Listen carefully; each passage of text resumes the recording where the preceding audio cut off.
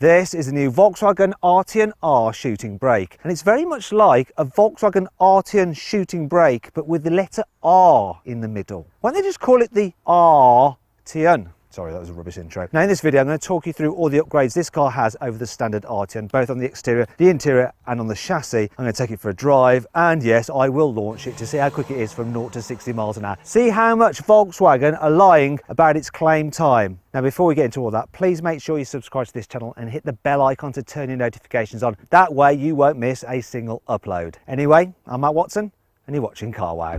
Buying a new car? Then head to Carwow, and my team will help you find your next car at a fair price. Carwow, your one-stop car buying comparison site. Let's start off this video by talking about the engine. So what we have here is a 2-litre 4-cylinder turbo petrol with 320 horsepower and 420 newton meters of torque, and it drives all 4 wheels via a 7-speed dual-clutch automatic gearbox. Now let's have a little listen to this engine. So go on, start it up. Give it some revs.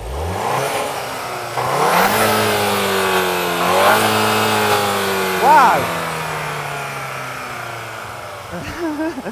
That seems like some serious rev hang, but at least the car does let you rev it all the way to the red line when it's stationary.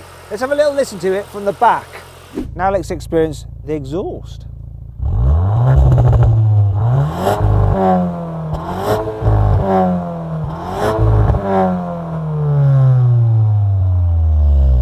That's all right. As well as its sporty engine, the Arteon R gets some sporty brakes. So you've got 357mm discs up front, gripped by 2 piston calipers, and 310mm discs at the back, gripped by a single piston caliper. Now let's check out just how good they are.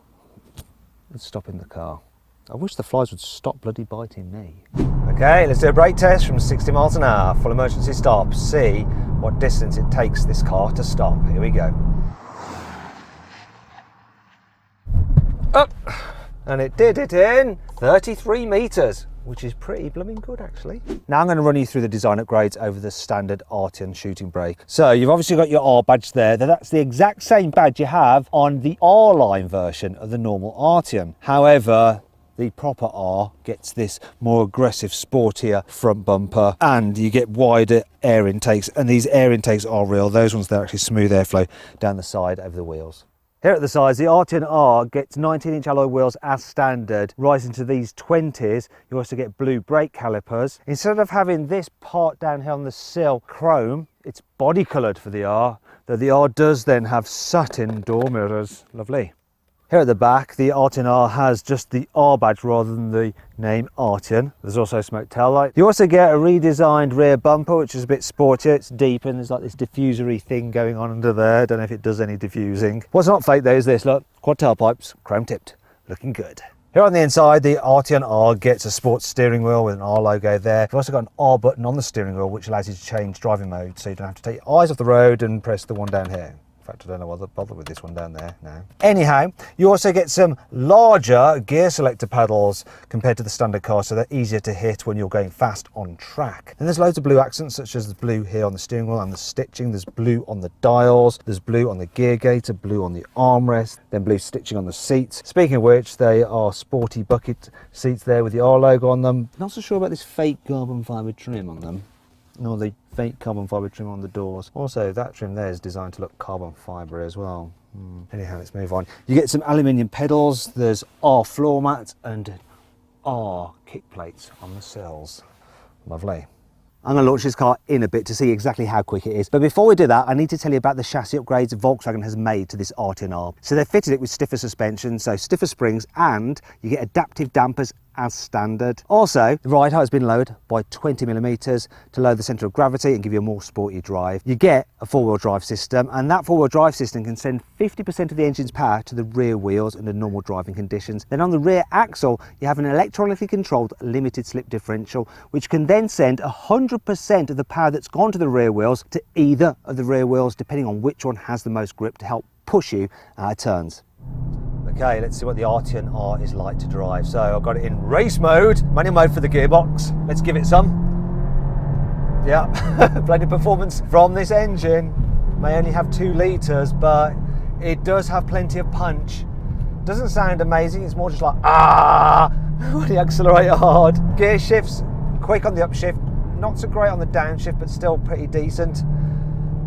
car doesn't lean much in the bends at all, and there's lots of traction from that four-wheel drive system. And despite being in race mode, it still goes over the road pretty well. It doesn't feel bumpy or crashy. It's comfy enough. And the steering's sharp and precise. It's all fairly predictable and calm and unflappable. It's the usual VW stuff, really. It doesn't have like the pointy nature or the agility of the smaller and lighter Golf, but it's impressive how it goes down the road. Is it a load of fun? Do you know what? Something like a BMW M340i Touring is more playful. It's more involving, and it has a better engine. And if you want to see my full in-depth video review of that car, just click on the pop-out banner up there to go check it out. However, it's not all bad this. What I like this car for is that when you put it into drive mode, you put it into comfort, the adaptive dampers really slacken off, and then it's just really cruisy, really easy to live with, quiet, relaxing, great on the motorway. It is quite a good all-round package, this. I just think it lacks an element of excitement, and I don't really want one. I can respect it for what it does, but I have no desire to own one.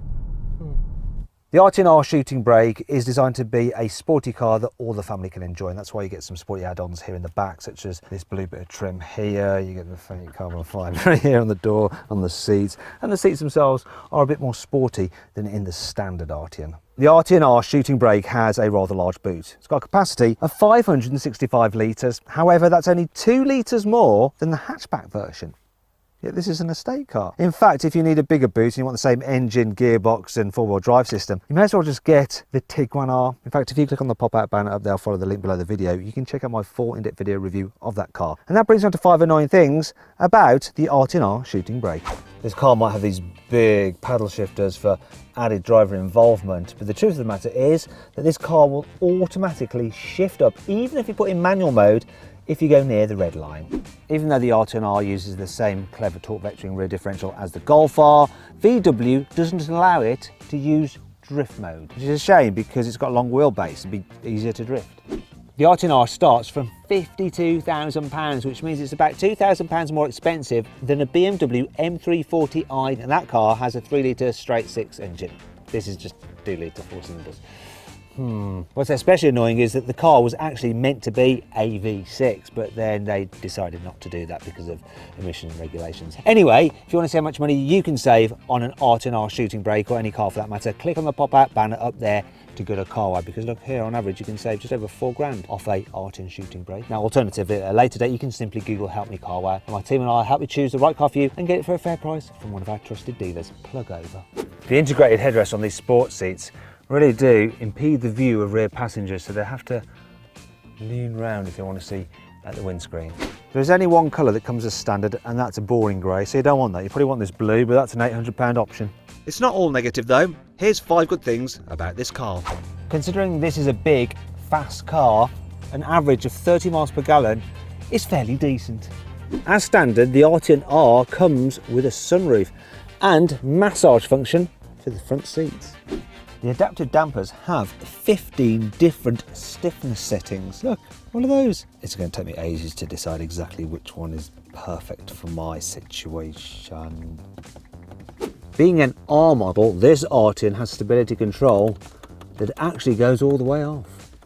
Check this out. Not only does the tyre pressure monitoring system give you actual pressures, ideal if you want to take this car on track days, but look, you have some performance monitor gauges with different stuff. You can look at like G's and pressures and boosts and kilowatts and power and stuff.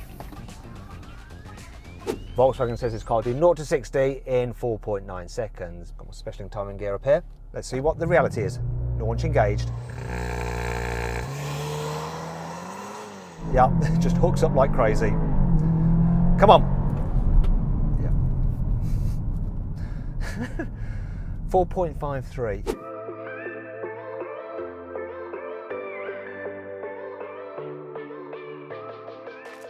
So then, what's my final verdict on the Volkswagen Arteon R Shooting Brake? Should you avoid it? Should you consider it? Should you shortlist it? Or should you just go right ahead and buy it? Well, I reckon you should consider the Arteon R Shooting Brake. You know, it's a decent enough car and it's pretty quick. It's just a little bit too expensive for what it actually is. I hope you all enjoyed the video. If you did, please give it a cheeky little like. Also, let me know some of the cars you'd like me to review in the comments below.